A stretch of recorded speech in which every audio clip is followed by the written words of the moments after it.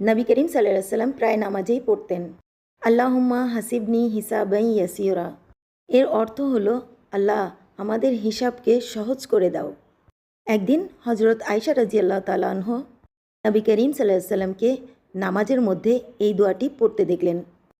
তিনি জিজ্ঞেস করলেন, হিসাব সহজ হওয়ার মানে কি? নবী করিম সাল্লাল্লাহু আলাইহি সাল্লাম বললেন, কাল কিয়ামতের দিন আমাদের আমলগুলো দেখে আমাদেরকে মাফ করে দিবেন।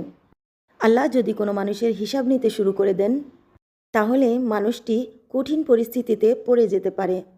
ভাই ও বোনেরা, আমাদেরকে একদিন মরতে হবে। যদি চান আল্লাহ আমাদেরকে রহম করে আমাদের কাছ থেকে যেন হিসাব না নিয়ে আমাদেরকে মাফ করে দেয়, তাই প্রতি নামাজে কমপক্ষে এই দোয়াটি পাঠ করবেন, আল্লাহুম্মা হাসিবনি হিসাবান ইয়াসিরা। তাই আমাদের সবাইকে আল্লাহ এই দোয়াটি আমল করার তৌফিক দান করুক।